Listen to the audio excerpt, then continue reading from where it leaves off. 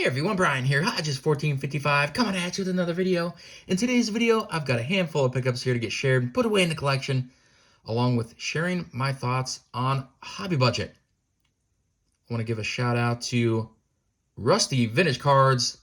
He recently did a video just a few days ago talking about Hobby Budget, specifically asking two questions, which I will get to in a moment. First, I want to share my first pickup here. This is a 2005 Topps black card of Grady Sizemore. Just a great looking shot of him here. Love the Topps black, black border and everything. Just really pops. Color with this card.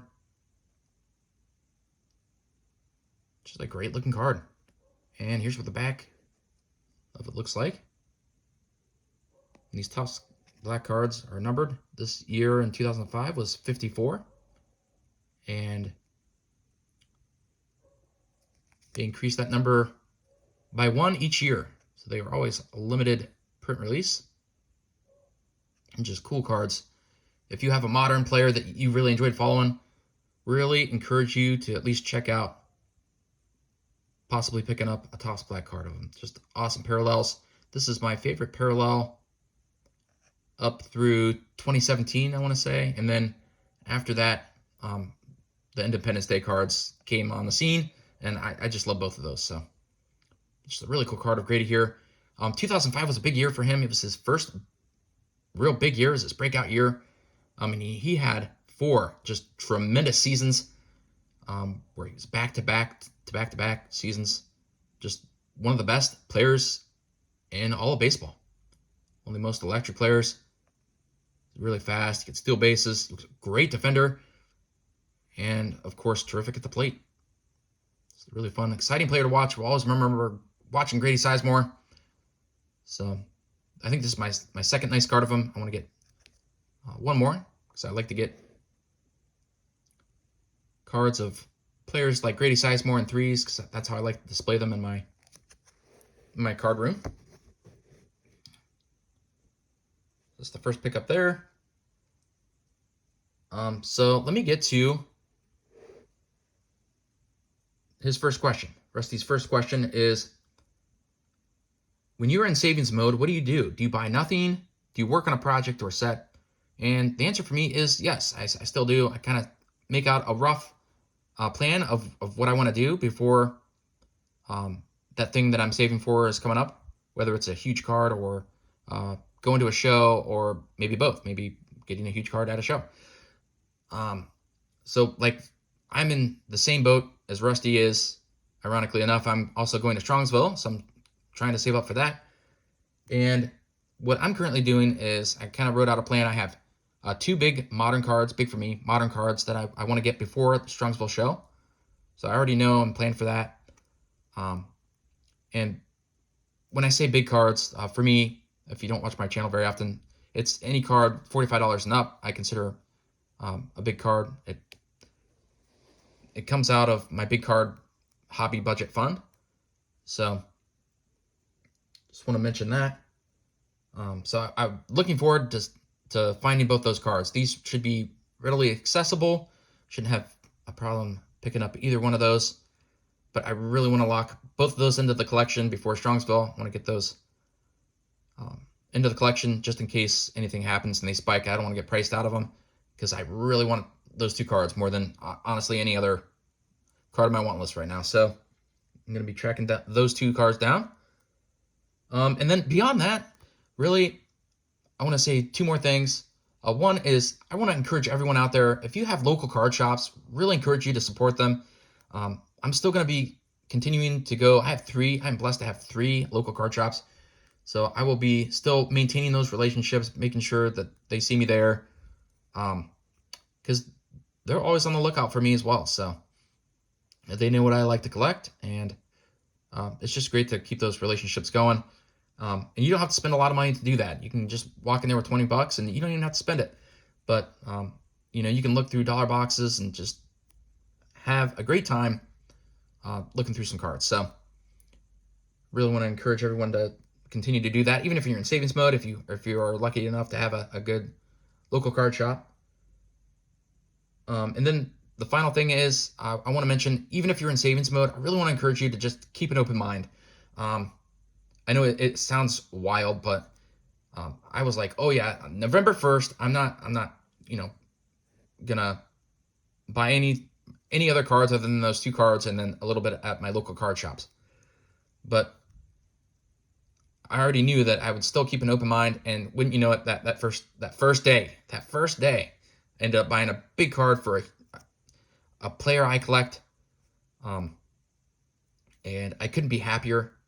It's a card that if I was at Strongsville, I would have happily paid that price for that card, and it was a really big card for me. It was over $100, but I couldn't be happier with that card. I can't wait to show it later on, but definitely keep an open mind because it was a scarce card and not one that I knew I could find later on. So I wanted to lock that one in, and it's the highlight of my player collection for that player now. So just thrilled with that.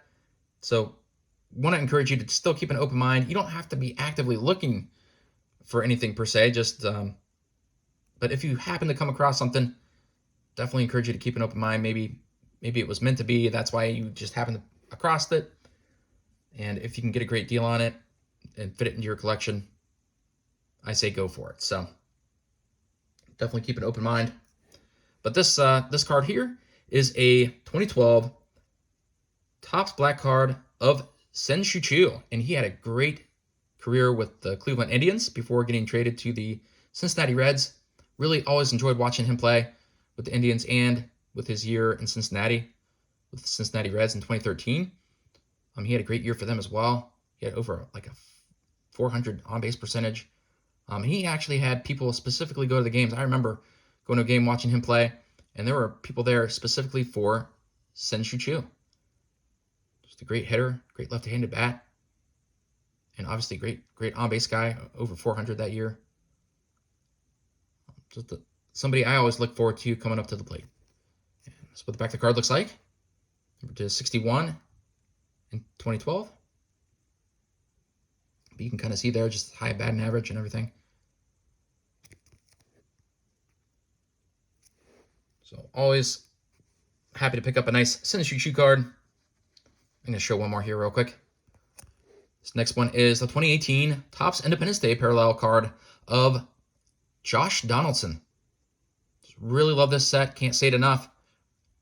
Always number 276 every year. And this is the inaugural parallel set of 2018 Topps Independence Day parallel. And just a gorgeous looking card. So thrilled with that one there. Josh Donaldson, a fantastic player. Really enjoyed watching him as well. Let me see here. Don't want to miss anything. Okay, so the next thing, something that he mentioned is that one of the things he did to help with his hobby budget was set up a separate account. And I cannot agree with you more. It helped me a tremendous amount as well doing that. But for me, my separate account is much larger than just my card budget or even my whole hobby budget. It's bigger than that. It's my line item in my account that my hobby funds come out of is my entertainment budget. So anytime if I want to go to a movie, go to the firing range, go to the driving range, go golfing, go to a baseball game, go to a Blue Jackets game, whatever, it comes out of my entertainment account. So, and if I don't have funds in there, if I don't have $18 in there, I'm not getting a fishing lure and going fishing. I'm just going to use what I got and go fishing or whatever. So, and it makes me budget really well, even with that account. Because one of the other things I like to do, I have lots of different hobbies. One of the other things I like to do is I like bird watching. So I take all my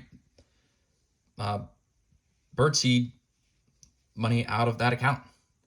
So I never have to take it out of the regular budget. So just something that I like to do. It keeps things real simple for me. So really I do a lot of other things, and then what's left over is for cards. And then so whatever's left over, I kind of use that fund or that specific amount that next month is what I try to do. And I like to try to split it as a certain percentage. So let's say there's, $100 to keep it simple. Rolling over to the next month, I will try to spend all that on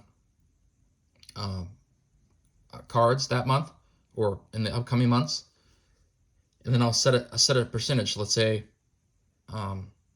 it's 25%. I'll try to spend 25% on non-big cards, so anything under $45, and then I'll try to save the other 75%. So in that case, $75. I'll try to use to getting a bigger card for my collection. Because if I don't do that, I end up getting a lot of great cards, but there are a lot of lower cards that I can more easily pick up throughout the course of my collecting journey. Whereas if I don't do that, I'll probably never end up with any bigger cards in my collection. So and I don't want to miss out on that. So and there's certain sets I'm building, I have to do that. Otherwise, I'm going to end up with a whole set and none of the big cards in it. So that's kind of how I run through that. And then this last card here I want to share is the 2013-2014 Panini Select Red Prism card of Steven Stamkos. Wanted to get another nice Steven Stamkos in my collection, and love the early Select cards, 2012, 13, 14, 15, 16, even 17. Just tremendous looking cards. Look at the shine on this thing. And I got this for a song because it had this number on there. So technically there's a little speck. So that meant I could get this card for a song. But the shine on this beauty, oh, if you could see it in hand, it is just fantastic. And the etching, oh my golly. It's just a gorgeous looking card. I don't know how you can't love some modern shine. Check that out. Just love looking at cards like this. Love displaying them. This is what the back of the card looks like. And this actually is perfect video. I was going to show these anyways. These 4 cards were, I just looked them up before I did this video. All 4 of those cards, taxes and shipping included, were $46.16. I brought all those cards home, and I could not be happier. I love cards like this. I could care less that, they're smaller cards, real nice cards to me.